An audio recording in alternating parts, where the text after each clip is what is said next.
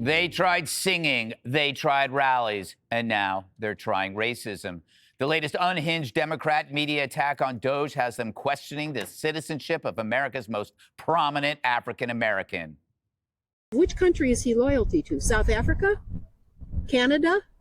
Or the United States? I don't want to rely upon the benevolence of an Elon Musk who grew up in apartheid South Africa. Go back to South Africa. He's not a citizen. He came here illegally. Whose American citizenship is his third choice of citizenship. A pro-apartheid South Africa billionaire. He was pro-apartheid, as I understand it. This foreign agent, Right. an enemy of the United States. Now I'm getting some flack because I said that Musk was pro-apartheid. I don't really know for sure if he was.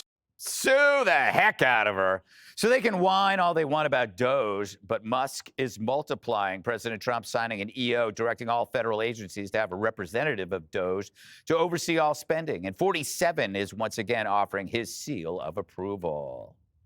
We are having great success in slimming down our government.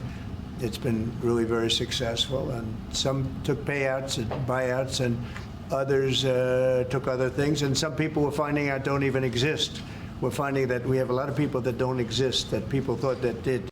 Jesse, this is kind of amazing, not surprising, but amazing. You know, God forbid you say go back to Africa, right? That's bad. That's bad. But you can say go back to Africa. No, you can't. You shouldn't say it. You shouldn't say it. I would never say it. Neither would I. They keep moving the goalposts. I need to know what's racist and what not racist. You can say go back to South Africa. Just one adjective. So I guess the Democrats' immigration policy is deport Elon Musk and keep MS-13. Liberals look like 16-year-old girls here. They love Musk because of his cars, but now they hate him because of who he hangs out with. Jessica, I have a feeling that when we do colonize Mars, Musk is not planting a South African flag, okay? Everybody knows that. Questioning Elon's loyalty to this country after not questioning the thousands of unvetted Chinese, Muslims, Venezuelans who they let into the country is insane. They have no message. First, Musk was an anti-Semitic gangster. Then he was co-president for a long time. Then he's racist, and now he has dual loyalties. The Democrats used to have this awesome media machine where they could just destroy you with smears and lies. And that's broken. And it's not working anymore. So why don't they just say, you know what, his policies are bad, this is not going to be good for the American people, or maybe they can join the cause in getting rid of waste, fraud, and abuse. It's silly because this dual loyalty thing's ridiculous since you guys are constantly America last. You're always sending billions of dollars to state sponsors of terror. You're working with the cartels to invade the country. Didn't the other day you guys were cheering for America to lose to Mexico and Canada? I believe that was Crockett, not to be confused with Davey. Or Sonny's partner on Miami Vice. Yeah. Or is it Sonny Crockett? I can't remember, Dana. I'm too young for that show. I know. You know, what is interesting, too, is how they didn't feel this way about George Soros, who spent billions and billions to undermine American strength. But if you criticize George Soros, you were playing into the tropes of anti-Semitism. Yeah. Not only that, but do you remember that Ilhan Omar caused a multi-week kerfuffle, including a vote for being censored in the House because she suggested that Jewish people in America have dual loyalties. Remember that? Like, she almost got censored, even by Nancy Pelosi. That was a huge deal. Now they're doing the same. Also, I think that President Trump is blessed with the dumbest opposition.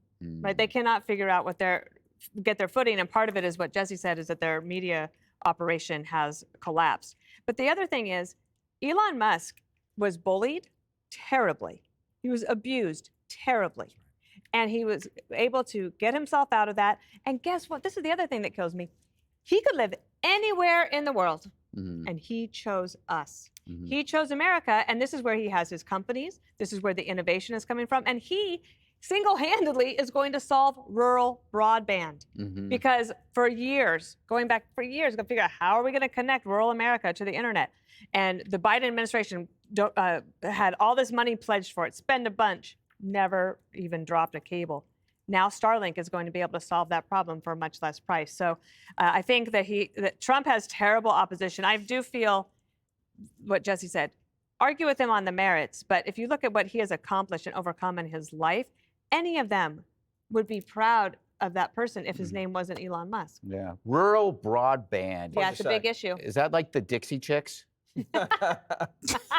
Very good. Hey, I like it. Jessica, I think you might agree with me on this, is that it's another example of how identity politics, if you filter everything through it, you end up being a tribalist, just like the people you condemn. So it's like they just see Musk as South African, go back to South Africa.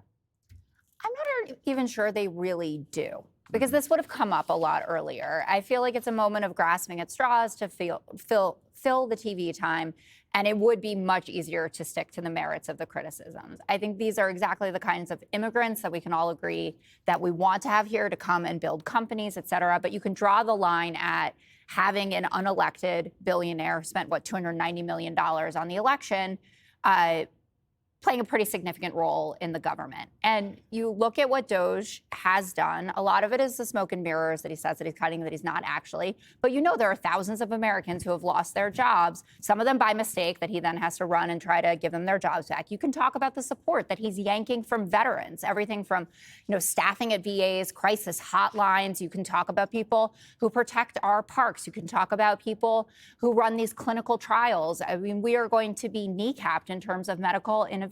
Wait, because of the you just said he doesn't cut. You just start off. He's not. It's all smoke and mirrors. He's not cutting anything. And then you say, "Oh, he's cutting all these jobs." It's so interesting. You didn't really care about all the people who lost their jobs during COVID, did you, Jessica? Yeah, I did. I think I did. Roll the tape of her not caring. No, it's not. It doesn't work that well with me because I do have moments of sanity, and I am being consistent here in all of this. But the American people understand that whether they agree with the larger premise of getting rid of waste, fraud, and abuse, that isn't what's happening here. They know what the 1990s looked like. They know what happened when we actually worked with Congress over the course of. Can you turn? Oh, Charlemagne. That just happened. Yeah, it did just happen. What are you looking at? No, Charlemagne? She's watching The Breakfast Club.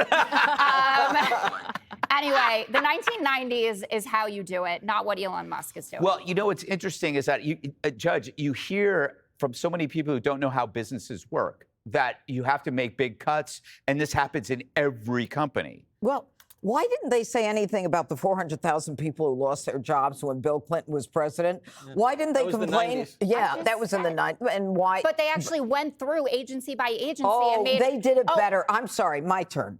They did it better back then. Here's the thing. You've got a congresswoman, I've never heard of her before, Marcy Kaptur. This is a woman who is questioning Elon Musk, a legal immigrant who followed the rules, but she supported 11 million illegals not following the rules, disregarding the laws, and coming into the country so we can educate them, medicate them, house them, and make sure that they're happy here. All right? I don't know how this woman belongs in Congress. And this whole idea, with Sonny Hostin, he's from South Africa. What's he supposed to do? Come out of his mother's womb and say, "Ma, I don't like it here. We got to leave South Africa." I mean, this is so stupid. It really is. And in the end, the American people, you talk about the American people, they absolutely support what Donald Trump is doing through Elon Musk. 70% of them say he's following through on his promise. Poll okay, that everyone and George is citing. Soros. But it's a real poll. It's not AstroTurf like those town halls. That's George Soros. No, don't boom about those quote-unquote Watch the interview with Mike Johnson last night with Caitlin Collins about these AstroTurf. Caitlin Collins, now there's a good one. Is this Let a me joke finish my thought. of Daily Now, Caller did fame? you notice that the liberals are so clueless that you've got the protesters and the Congress people in unison saying the same thing? I mean, they just must meet at the end of a block somewhere in somebody's house and say, we all have to say the same thing, and George will give us money, and we can all protest, and then we'll make sure that Donald Trump never wins again. They are so clueless, it's pathetic. He can't win again. It is done now.